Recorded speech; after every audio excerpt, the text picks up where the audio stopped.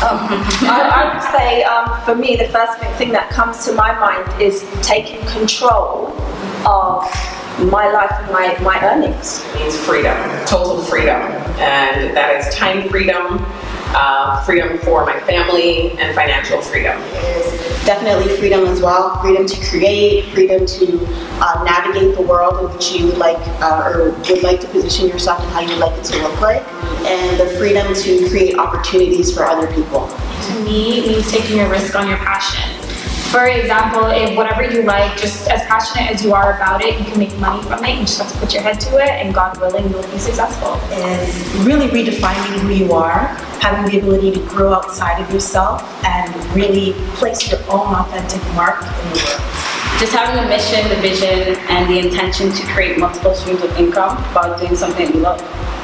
It builds resilience. It's definitely freeing, in terms of your spirit, but it's probably one of the most challenging things that you can do.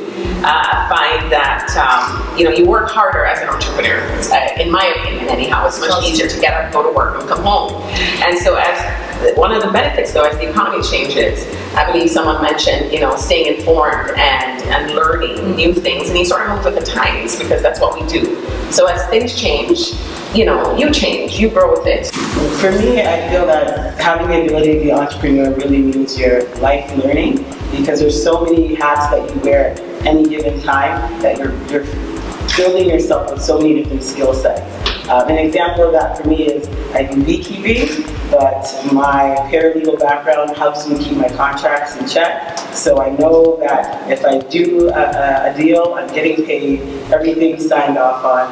And I also like carpentry, so I build my bee boxes and offset the cost of buying them. So you're wearing many hats at any given time, and it's continually growing. So we learn as we go. A lot of things that we know as an entrepreneur, we haven't learned in school. So it's kind of like we're re-educating ourselves all over again.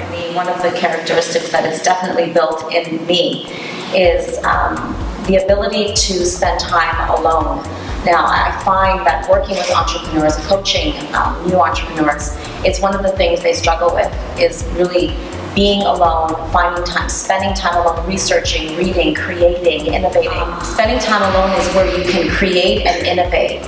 And when you're creating and innovating, you're contributing to the world through your gifts. Whether it's the healing of the world, the growth of the world, your community, families, and it's a gift to be able to stay still, be alone, and innovate in your thoughts. It encourages me to take risks because I have to. I don't have the 9 to 5, I don't have that steady income, so I have to put my active, be okay with uncertainty, and that in itself builds character. Yeah, absolutely. I was fired in 2002, and I'm grateful. And at the time it was probably supposed to have been scarier than it should have, but I think there was something within me that always told me that I was not, employee material.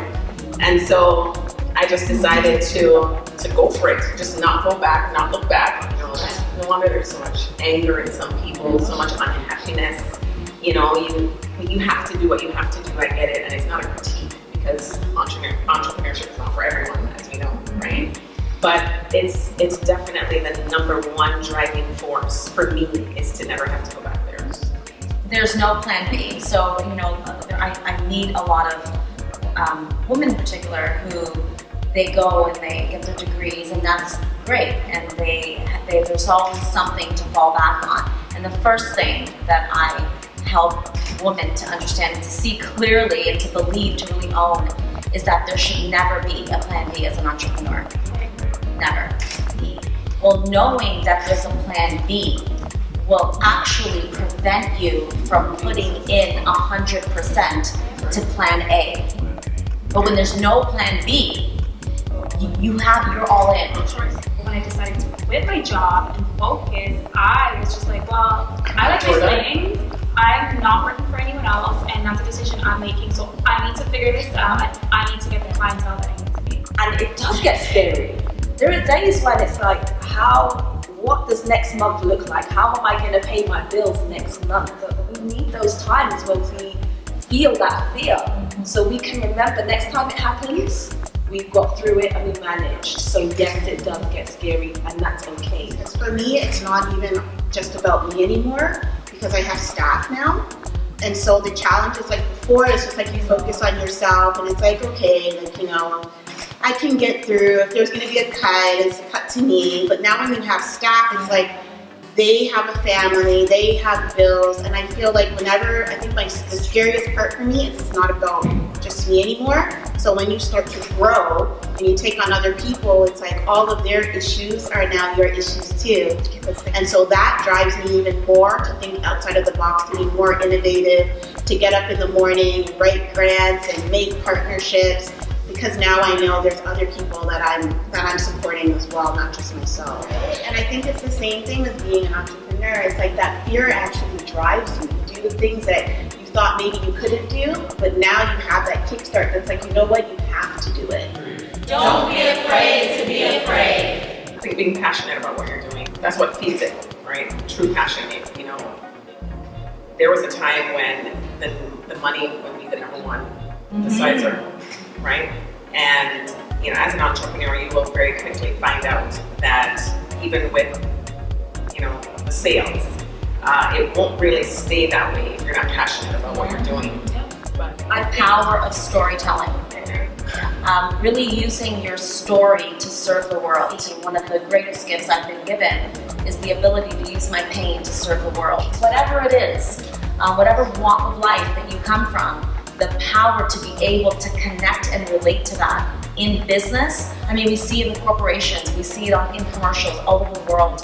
People are using the power of storytelling to build businesses. Make space for creativity, make space for innovation. It's fundamental to have a process and a system and something that you know and your team knows that you're sticking to day by day, but it's super important to have a little freedom to explore, because it's usually in those moments that you gain more clarity. Where is your vision going? Where are you positioned right now? Where do you need to be positioned? So that for me works. I think it's very important to, you know, to build character and know yourself. Well, the money was first, and as things progressed, and as I grew and began to self-develop, I realized that, you know, those things weren't really fulfilling to me. Our intentions are right. We have the right intentions. We want to make a difference. We want to contribute. But we're hurting and we're bleeding, and we cannot go out there and make things happen like that, because one, we're going to hurt other people. Not only ourselves, but hurt other people. And in saying that, I think it's just so vital, so important to really work on yourself. The professional development needs to be first. That sometimes we don't even really know why we're hurting. Like, you figure that hurt was when I was 10, I'm over that, but it keeps showing up, like you alluded to. Like basically you need to increase whatever knowledge you have. You need to shed any anger you have or any childhood fears or memories, and like just let go. I had to look at my own mental health and wellness. So it's like for me, I did like a lot. Like I did a lot of trainings. I did a lot of workshops where I focused on myself, my own triggers, because triggers are ongoing, right? So you always have to be aware as things come, that how that influenced you, or how that takes you back to when you were 10, or how you're building this relationship with a partner or a client, but maybe you're not confident with this particular person. Like, where does that come from? Like you said, life happens, triggers will still come up, and we need to know how to manage and cope with that. And it's not easy though to just let go. We have to process, move through, so we can, because there are blocks. And if you imagine if we got rid of those blocks, how much more powerful we could be to let in what we need to let in. Like, my husband always says, health is wealth. It is community. Absolutely community. Community is part of my healing, a huge part of my healing. And I still have my community of where I grew up in the projects. I'm very much connected to that place and that space still today. My mentor is a billionaire, and she is probably the best person I've ever come across.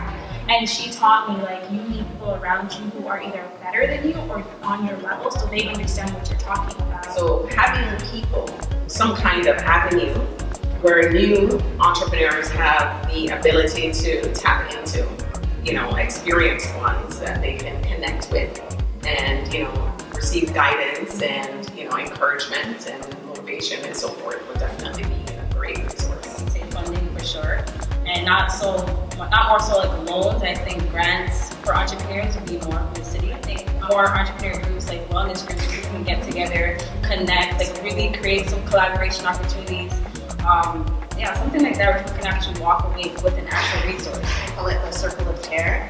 And so like the inside would be myself, and it's like all the things that I need, right?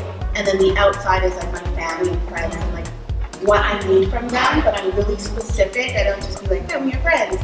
I'm specific around like who I need for what, right? And then the outer side is like community, like outer community. So that would be like my mentors or like spaces that I need to connect to. Because I find sometimes as an entrepreneur, you're always looking for space for different things. So it's like I need space for like an event, or I need space in terms of just to have access to equipment.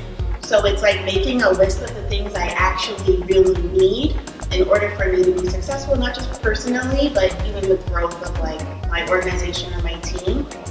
So then when I get overwhelmed, I'm like, I just go to that. And I'm like, what do I need? Do I need something for myself? Do I need, or who do I need that from? And sometimes it's like, because it's overwhelming with a lot of people in your life, but because I know who I need from what, it's easier for me to be like, I need you for this. We have to really know who we are, and we also need to remember at all times, not just sometimes, at all times that we are servants, meaning it's not all about my needs. So when I say community, I don't mean just what I'm getting, I mean what I'm giving. Because we recognize the value of time, the value of our gifts, the value of who we are, and we made space. How many people are working 9 to 5 that can see a friend's post and be like, are you okay? Yeah. But we created, we understand, like we're in the flow of what's not okay because we might have been there ourselves. We're more aware. Love, exploration, Determination, community, resilience, Passion. Consistency, growth, Freedom. vision, Purpose.